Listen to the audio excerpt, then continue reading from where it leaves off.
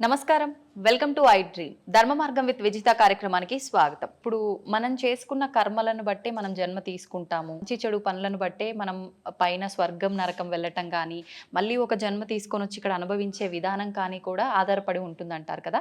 అయితే ఇప్పుడు ఒక మనిషి జీవం కోల్పోయిన తర్వాత ఆత్మ వెళ్తే పైకి వెళ్ళి అక్కడ ఏదో ఒకటి అనుభవిస్తూ ఉండాలి స్వర్గంలోనో, నరకంలోనో. కానీ ఎందుకు ఇలా దుష్ట శక్తుల రూపంలో, ప్రేతాత్మల రూపంలో మన చుట్టుపక్కల ఇప్పుడు మీరు చెప్పినట్టుగా తిరుగుతున్నాయంటారు? కర్మ విపాకం చెందకపోవడం, ఆ! కర్మ విముక్తి కలగకపోవడం, ఓకే. వాళ్ళు చేయవలసిన కొన్ని కర్మలు తీరక, వాళ్ళ కోరికలు తీరక. హ్మ్. అందుకే సనాతన ధర్మం అన్నీ చెబుతూ కూడా ఒక మాట చెప్పింది. ఏంటి? ఎప్పటికెప్పుడు నువ్వు సత్యమనే భావన, నేనే సత్యమనే భావన నువ్వు తెలుసుకో. నువ్వెవరో తెలుసుకో. నువ్వేంటో తెలుసుకో. హ్మ్. అంతర్ముఖుడవై ఏ భవబంధములు కూడా శాశ్వతము కాదని, దేనియందు అనురక్తి కలగక, వ్యామోహం కలగక, అన్నిటినీ విసర్జీకృతంతో భావన చేస్తూనే బ్రతుకు. హ్మ్. అన్నీ నీవే, హ్మ్. చివరికి నావి కావనుకునే సత్యంతో కూడా బ్రతకని చెప్పింది మన ధర్మం. అట్లా కోరికలు పెట్టుకొని వ్యామోహంతో మరణించే వాళ్ళు పోరు, ఆగుతారు. ఆ! మరి వాళ్ళ పరిస్థితి ఇంకా? ఇక వాళ్ళ యొక్క వంశజులు ఉంటారు కదా, అవునండి. తగిన పూజలు, హోమాలు, శాంతులు, దాన ధర్మాదులు చేసి వాళ్ళకు ఉత్తమ స్థితిని పంపించగలగాలి. హ్మ్. ఒకవేళ పంపించకపోతే వీళ్ళ యాతన వలన వీళ్ళకు కొన్ని నెగిటివిటీస్ వస్తూ ఉంటాయి, వీళ్ళ సమస్యలు వస్తుంటాయి, వీళ్ళ పనులు కావు, హ్మ్. వీళ్ళకి ఇబ్బందులు వస్తుంటాయి, వాళ్ళ కుటుంబ సభ్యులకి. అనారోగ్య సమస్యలు వస్తుంటాయి. హ్మ్. ఎక్కువ రోజులు పితృదేవతలు గనక వేదన పడుతూ ఉంటే వీళ్ళకి పిల్లలు కలగరు. హ్మ్. పిల్లలు పుట్టిన పుత్ర సంతానం కలగదు, ఆహా! పితృదేవతల యొక్క శాపం వలన. ఓకే. హ్మ్. అట్లా అయితే ఈ జరుగుతుంటాయి. పితృదోషాలతో రకరకాల ఇబ్బందులు పడుతున్నారు అంటారు. అవన్నీ ఇటువంటి వారి ఇప్పటికీ కుటుంబాలకే అది ఉంటూ ఉంటాయి. హిందూయిజాన్ని ఫాలో అయ్యే వాళ్ళే కాదు, ఆ! వేరే మతాల వాళ్ళకు కూడా ఈ ఎఫెక్ట్ ఉంటుంది. హ్మ్. ముస్లిమ్స్ కానీ, క్రైస్తవులకు కానీ, మానవ జన్మ ఎత్తిన ప్రతి ఒక్కరికి ఉంది ఇది. హ్మ్. కంప్యూటర్కి ఒక వైరస్ వస్తే ఏం చేస్తారమ్మా? సిస్టమ్కి ఒక వైరస్ వస్తే ఏం చేస్తారు అప్డేట్ చేస్తుంటారు. కదా? ఎప్పటికప్పుడు రిపేర్ ఇది కూడా చేస్తూ ఉంటారు. హ్మ్. జెనెటిక్, అంటే మన జెనెటిక్ థియరీ ఏదైతే ఉందో, డిఎన్ఏ కాలానికి వంశవృక్షానికి సంబంధించిన అప్డేట్ అనమాట ఇది. హ్మ్. ఓకే. అయితే ఇప్పుడు మనం ఏదైతే ఇప్పుడు ఈ ఆత్మలు ఇలాంటివి ఉన్నాయి అనుకున్నామో, అలాగే భగవంతుడు కూడా మన కళ్ళకు కనిపిస్తాడా ఆత్మల్లాగానే? చాలామంది ఈ మధ్య కాలంలో నాకు భగవంతుడు కనిపిస్తాడు, కావాలంటే మీకు చూపిస్తా అని చెప్పి రకరకాలుగా మాట్లాడుతున్నారు. నిజంగా అలా భగవంతుని చూడడం సాధ్యమే అంటారా? భగవంతుని 3 పద్ధతులతో చూడవచ్చు. హ్మ్. జ్ఞానరూపకంగా చూడవచ్చు, భావరూపకంగా చూడవచ్చు. హ్మ్. దానికి రూపం లేదు. రూపం లేదు. అలా ఫీల్ అవ్వచ్చు, కనిపిస్తున్నాడు, మనం ఫీల్ అవ్వచ్చు. ఆ! That's own experience. ఓకే.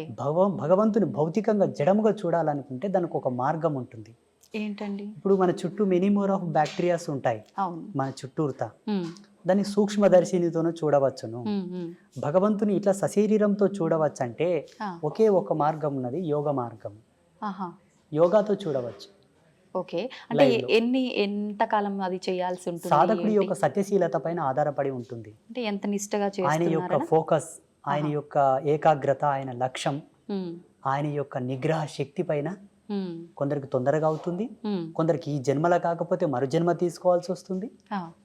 కొందరికి జన్మాంతంలో కూడా భగవత్ సాక్షాత్కారం కలిగి కూడా విముక్తి పొందిన వాళ్ళు ఉంటారు. హ్మ్. అయితే ఒక మానవుడు భూమి మీదకొచ్చిన తర్వాత ఒక జన్మ తీసుకొని అసలు నా పుట్టుకకు అర్థం ఏంటి? నేను ఏం చేయడానికొచ్చాను?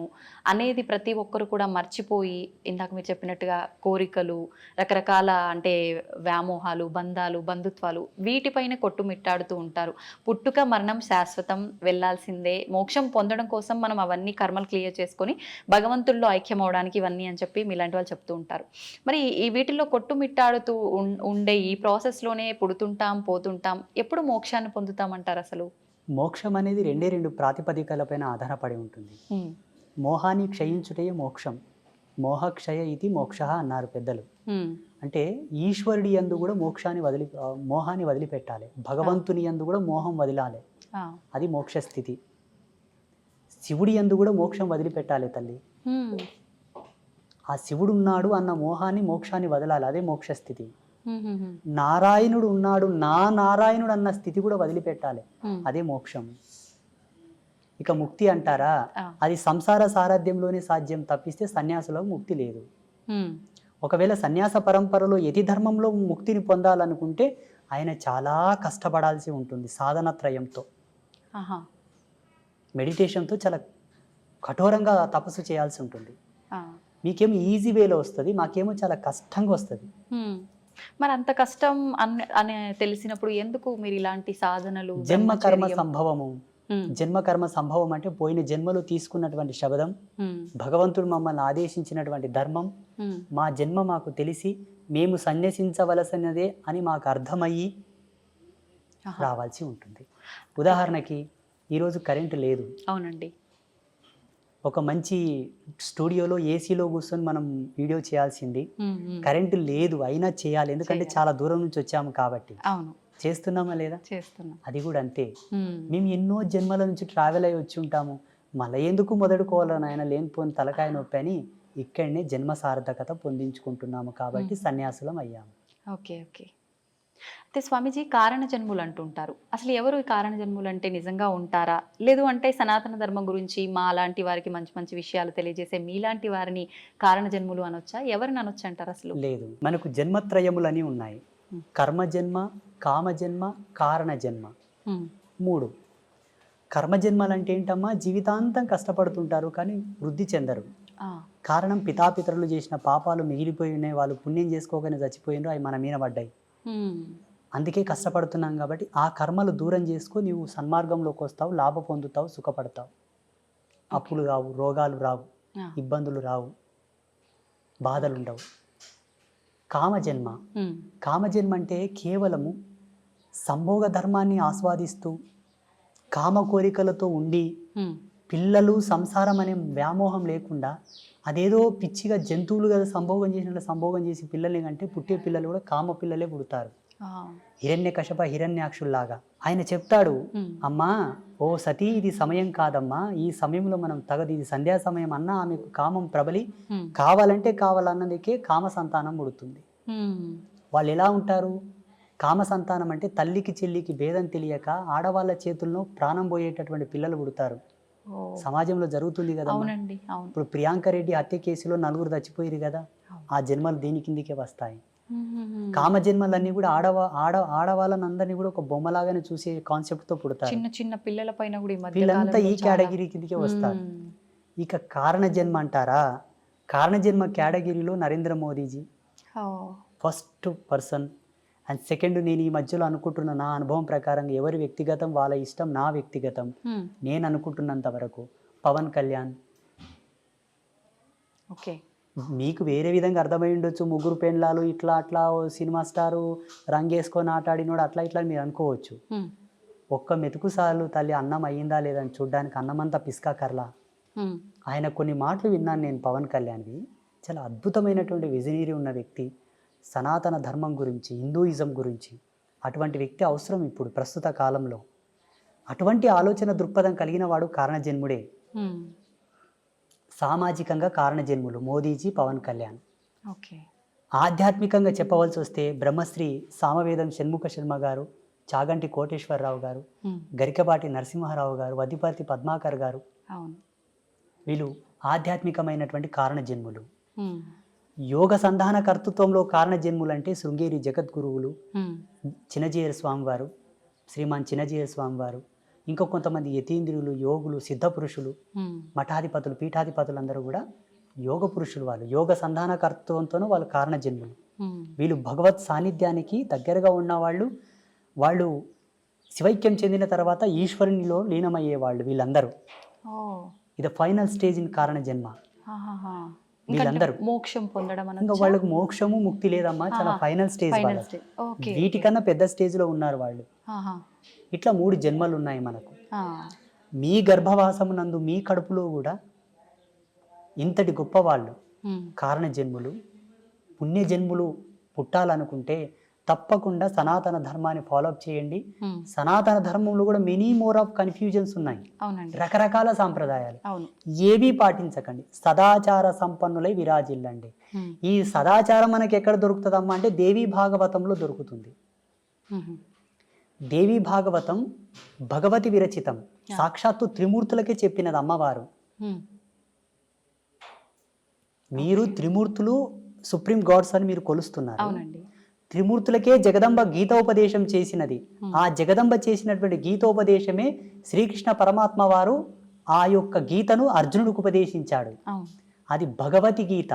ఉమ్. భగవతి గీత, భగవతి చెప్పిన గీత భగవద్గీత. ఓకే, అర్థమవుతుందా? అర్థమైందండి. మీకు ఒక ఫోటో నేను పంపిస్తాను, దీని మీద స్క్రీన్ మీద స్క్రోల్ చేయండి. అలాగే. కృష్ణ పరమాత్మ జగదంబను చూపుతూ అర్జునునికి గీతోపదేశం చేస్తాడు. ఆ ఫోటో బయటికి రిలీజ్ చేయరు చాలా మంది, ఎందుకంటే పక్షపాతం. అక్కడ స్త్రీమూర్తి హైలైట్ అవుతుంది కదా. అవును, అవును. వద్దు, మాకు అది వద్దు. దేవుళ్ళ విషయంలో కూడా పార్షియాలిటీస్. లేకపోతే ఇప్పటికీ ప్రతి సందర్భములో అవును, అవును. యజ్ఞమూర్తి ఎవరు, మంత్రతంత్ర అధిష్టాన దేవత ఎవరు, వేదమాత ఎవరు? అమ్మవారి గుళ్ళకు శోభ లేదు తల్లి. దక్షిణ భారతదేశంలో ఉంది, ఎందుకంటే దక్షిణ భారతదేశంలో ఆధ్యాత్మికతకు స్వతంత్రత ఉన్నది కాబట్టి. ఉత్తర భారతదేశంలో ఉన్న శక్తిపీఠాలన్నీ వెలవెలబోతున్నాయి తల్లి. అది నా బాధ. సెంట్రల్ గవర్నమెంట్ గనక అధికారం ఇస్తే భారతదేశంలో శక్తిపీఠాలకు ఉండే వైభవం ఏ దేవాలయానికి ఉండదు. నేను కట్టించి చూపిస్తాను స్వచ్ఛందంగా. అమ్మవారి గుడి అంటేనే ఒక అద్వితీయమైనటువంటి అజరామరమైనటువంటి కళాఖండముల చేత విరాజిల్లేటట్టుగా నేను కట్టిస్తాను. కానీ ఉండాలి. పేరులోనే అర్థం ఉంది కదా, మన శక్తి పీఠం, అది భూమికి శక్తి. అవునండి. ఎర్త్ ఫిట్ లాగా పనిచేస్తుంది అది. మన భౌగోళికమైనటువంటి ఈ భూప్రపంచాన్ని కంట్రోల్ చేసేటువంటివి. మళ్ళీ అమ్మవారు అందుకే నన్ను పుట్టించిందేమో అనుకుంటాను నేను. నా భావన, నా వ్యక్తిగతమైన భావన, మీ భావన కాదు, నా భావన. చూద్దామండి ఏమవుతుందో. మీరు అన్నట్టుగా ఆలోచించడం కాదు, ప్రతి ఒక్కరు మనసులో ఉన్నదే. ఆడవారిని కొంచెం చిన్న చూపుగా చూస్తుంటారు. ఎవరింట్లో వాళ్ళకే కొంచెం చిన్న చూపు ఉంటుంది. సమానంగా సంపాదించినా, సమానంగా గౌరవం ఇచ్చినా, ఏ రకంగా అయినా కూడా ఉంది. ఇప్పుడు మీరు చెప్పేదాన్ని బట్టి చూస్తే, అంటే ఈ పీఠాలు ఇవన్నీ అయితే మేము రీసెర్చ్ చెయ్యము, తిరిగి చూడం కాబట్టి, అంటే అమ్మవార్ల ఆలయాల పైన కూడా ఇంత వివక్ష ఉంది స్త్రీ అని ఉంది. మీరు ద్వాదశ జ్యోతిర్లింగాల దేవాలయాలు చూడండి, అవును, అష్టాదశ శక్తిపీఠాల దేవాలయాలు చూడండి, అవును, మీకు లైవ్లు ఇప్పుడే కనిపిస్తాయి కదా. పురుష దేవుళ్ళకు సంబంధించిన కాన్సెప్ట్ ని ప్రవచనకర్తలు అలా చెప్పారు. ప్రవచనకర్తలు చెప్పడం ద్వారా ఇప్పుడు జనాలది ఏం తప్పు లేదమ్మా. మాలాంటి వాళ్ళు ఏం చెప్తే అది వింటారు. మీరు ఇంతకుముందు అన్నారు కదా, ఎవరు వచ్చి ఏం చెప్తే అదే వింటారు గురూజీ జనాలు, మరి ఎటు పోవాలి జనాలు అన్నది మీరు అడిగారు చూసారు, అది సత్యమే. అలా వెళ్ళిపోయారు. కానీ వేదాంత తర్క సంవాదం యొక్క మూలం చెప్పనా, మంత్రతంత్రాల యొక్క మూలం చెప్పనా, అమ్మను ఆశ్రయించిన వాడే ముక్తిని పొందగలడు. ఇది సత్యం. అందుకే కదా త్రిమూర్తులు ఆమె పాదాల అక్కడ పడుతున్నారు. ఇప్పుడు చూడండి, ప్రపంచంలో ఎక్కువ శాతం పురుషులందరూ కూడా స్త్రీలలాగా మారుతున్నారు. స్త్రీలు పురుషుల్లాగా తక్కువ మారుతున్నారు. అవును, అవునండి. లింగ మార్పిడి చేసుకొని అధిక సంఖ్యాకులు పురుషులు స్త్రీలలాగా అవుతున్నారా, స్త్రీలు పురుషుల్లాగా అవుతున్నారా? పురుషులే స్త్రీలలా అవుతున్నారు. పురుషుడు యథార్థంకి వస్తున్నాడు కాబట్టి అది సత్యం. కానీ అలా జరగడం మంచిది కాదు. ఇది సృష్టి విరుద్ధమే కదా. విరుద్ధమే. అలా మారకూడదు. ఒకవేళ ఆడపిల్లల యొక్క గుణగణాలతో స్త్రీ యొక్క స్వాభావికంతో ఒక పురుషుడు పుట్టినప్పటికీ సాధ్యమైనంత వరకు 100% వాని మోటివేట్ చేసి వాని ద్వారా ఒక జన్మనిప్పియాలి, వానికి సంసారం ఇవ్వాలి. కానీ ఏదో మహిళలాగా చేష్టలు చేస్తున్నాడని వాని కన్వర్ట్ చేయకూడదు.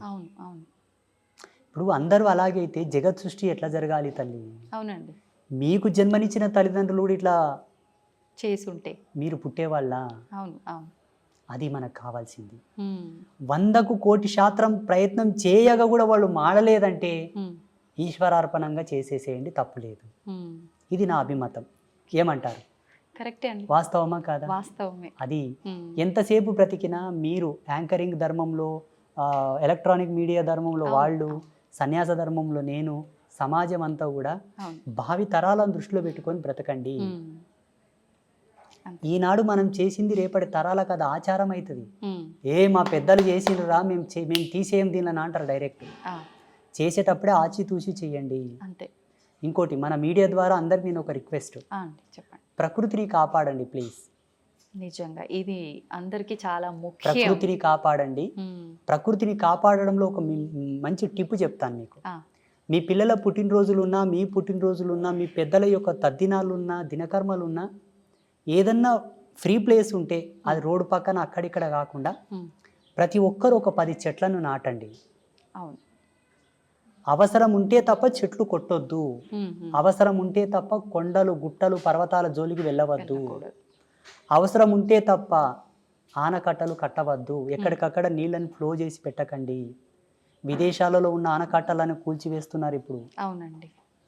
చెరువులను పూడ్చకండి, నదులని ఇబ్బంది పెట్టకండి, కలుషితం చేయకండి. నేచర్ మనకు సహజ సిద్ధంగా ఇచ్చినటువంటి అమృత తుల్యముని వల్ల అవునండి. మనం పాడు చేసుకుంటే భావితరాల్లో బ్రతకలేము. ఆల్రెడీ ఇప్పటికే చాలా పొల్యూషన్ అయిపోయింది, ప్రకృతి చాలా పాడైపోయింది, దానివల్ల రకరకాల అనారోగ్య పరిస్థితులు కూడా ఏర్పడ్డాయి. ఒక దౌర్భాగ్యం చెప్పనా, నదులను దేవతలుగా పూజించే మన దేశంలో నదులన్నీ కలుషితమయ్యాయి. అవును. నది యొక్క విలువ తెలియని దేశంలో అయితే ప్యూర్ ఉన్నాయి, మళ్ళీ ఆ నీళ్లు తాగడానికి కూడా పనికిరావు. ఇది దౌర్భాగ్యం భారతదేశంలో. ఇలా కావడానికి కారణం ఏంటో తెలుసా, సనాతన ధర్మం ఇంకా కూడా స్వతంత్రతను పుంజుకోలేదు అనుకుంటాను నేను. సనాతన ధర్మానికి స్వేచ్ఛ లేదని అనుకుంటాను నేను. ఉండగలిగితే ఈ నదులెందుకు ఇట్లా కలుషితం అవుతాయి, ఆ దేవాలయాల మీద ఎందుకు దాడి జరుగుతుంది? అవునండి. జగదంబ నాకు ఒక అవకాశం ఏమని చెప్పండి, అమ్మవారిని. తప్పకుండా అండి, కోరుకుందాం అందరం. మీరు కోరండి, నేను అడిగితే ఇవ్వట్లేదు. అవునా? మీ అంతటి సాధువులు అడిగితేనే ఇవ్వలేదు, నేను అడిగితే ఇస్తుందంటారా? నీకెందుకురా వెళ్ళా, నువ్వు ఊక నాతో జపం చేసుకొని కూసరా అంటది అమ్మ. అవునా? బహుశా మీలాంటి వాళ్ళు అడిగితే ఇవ్వచ్చేమో. నాకు గనక అమ్మవారు అవకాశం ఇస్తే నేను ఏం చేస్తానో తెలియనా? చెప్పండి. గోవుని జాతీయ జంతువుగా ప్రకటిస్తాను. సెకండ్, ఈ భారతదేశంలో ఉండేటటువంటి సహజ వనరులు, జీవనదులు, పర్వతాలు, అరణ్యములనన్నిటినీ కూడా ధర్మమూర్తుల యొక్క ఆధీనంలో ఉండేటట్టుగా రాస్తాను. ఎందుకంటే ధర్మమూర్తులకంతా దూరదృష్టి కలిగి ఉంటుంది. నదుల్లో కలుషితాలు కలవనివ్వరు, చెట్లని కొండల్ని కొట్టనివ్వరు, ఆపుతారు. ఎందుకంటే పర్వతాలను పూజిస్తాం మనం, చెట్లను పూజిస్తాం మనం, నదులను పూజిస్తాం కాబట్టి వాటి జోలికి వెళ్ళనియరు. ప్రసిద్ధ పీఠాలు ఉన్నాయి, శృంగేరి జగద్గురువులు ఉన్నారు, పెద్ద పెద్ద పీఠాధిపతులు ఉన్నారు. ఆ ప్రదేశం అంతా కూడా వీరి ఆధీనంలో ఉంచేటట్టుగా నేను చట్టం తీసుకొస్తుంటే, దీన్ని అంతా నువ్వు కంట్రోల్ చేయాలని చెప్తుంటే. ఇప్పుడు మీరు చేసే ఈ సాధనలు వీటన్నిటి వల్ల ఈ మార్పులు సాధ్యం కావంటారా? ఖచ్చితంగా చట్టం చేతిలో ఉండాలంటారా? 100% సాధ్యం అవుతుంది. కాకపోతే సామాజికమైన మర్యాదలు కొన్ని ఉన్నాయి కాబట్టి. వెనకతలకు ఒక స్వామీజీ, నాలాంటి స్వామీజీ ఒక యజ్ఞం చేసి యజ్ఞశక్తిని ధారపోశాడు, లోక వినాశనం అవుగాక అని. అందులో వాళ్ళ శిష్యులు కూడా ఉన్నారు, వాళ్ళు కూడా పోయారు. అంత జ్ఞానం తెలిసిన ఆయన కూడా అక్కడ తప్పు. ఈ తపస్సులు, మంత్రబలము, మంత్ర ప్రయోగములు కూడా కొన్ని ధర్మాలతో చేయబడతాయి కాబట్టి ఎలా చేద్దామన్నా అందులో అందరూ ఉంటారు. అది కదా వచ్చింది ముప్పు, ముందు వెనక ఆలోచించాల్సి వస్తుంది. అది అశ్వత్థామ కదా బ్రహ్మాస్త్రాన్ని ప్రయోగించాడు కానీ వెనక్కి తీసుకోవడం తెలియదు ఆయన. అట్లా ఎన్నో మూలాలు బతికే ఉన్నాడంటారు, ఇది నిజమేనా అండి? మీరు ఒకవేళ హిమాలయస్లో ఒక సిటీ ఉంది, ఒక ప్లేస్ ఉంది, అక్కడికి వెళ్తే ఆయనతో మీరు ఫోటో కూడా దిగవచ్చు, సెల్ఫీ. నిజమా? -60 degrees సెల్సియస్లో చలి ఉంటుంది అక్కడ, -60. మరి ఒకవేళ వెళ్తామంటే కెమెరామ్యాన్ మీరు వెళ్ళండి. అది ఎలా సాధ్యపడుతుంది అంటారు? గడ్డగట్టి పోము అక్కడే అడుగు పెట్టిన దగ్గరే. లేరు అనడానికి అవకాశం లేదు. సప్త ఋషులు ఉన్నారు, యోగ పురుషులు, సిద్ధ పురుషులు, మహావతార్ బాబాజీ కూడా ఉన్నారు ఇప్పటికీ. చాలా మంది యతీంద్రియులు, సిద్ధ పురుషులు ఉన్నారు. లేరు అని మీరు కొట్టిపాడేయకూడదు, ఎందుకంటే మీకు అనుభవం లేదు, మీరు చూడలేదు. మేము చూసాము కాబట్టి ఉన్నారని చెప్తున్నాము. వాళ్ళని ఇక్కడికి తీసుకొస్తామంటే తీసుకొస్తాము. ఈ యొక్క తపోజ్వాలకు తట్టుకొని ఉండే శక్తి ఈ మానవాళికి లేదు. పిట్టలు రాలిపోయినట్టు రాలిపోతుంటారు వాళ్ళు వస్తూ ఉంటే. అది సత్యం. అంతటి ఎనర్జీ ఉంటుంది వాళ్ళ స్పిరిచువల్ ఎనర్జీ. సంతోషం అండి, చాలా మంచి మంచి విషయాలు అయితే మా అందరికీ తెలియజేశారు. మరొక మంచి ఎపిసోడ్లో ఇంకా కొన్ని విషయాలు మీతో మాట్లాడాలని ఆశిస్తున్నాను. ధన్యవాదాలండి. ఐ డ్రీమ్ మీడియా ప్రేక్షకులకు అందరికీ ఒక సన్యాసిగా, ఒక బ్రహ్మచారిగా మా యొక్క ఆశీస్సులు. ధర్మం పట్ల నిలబడండి, ధర్మాన్ని కాపాడండి. ధర్మం తల్లి వంటిది. మన తల్లి మనకెంతో ముఖ్యమో ధర్మం అంతే ముఖ్యం. ధర్మం అంటే హిందూయిజం కాదండి, ప్రకృతి. ప్రకృతి మానవాళికి ఉపయుక్తమైనటువంటి ఆచారం, రూల్స్, వీటన్నిటిని కాపాడితే భావితరాలకు మనం ఇచ్చిన వాళ్ళం అవుతాం. దయచేసి మా మొరను ఆలకించండి. లోకా సమస్త సుఖినో భవంతు. శుభం భవతు.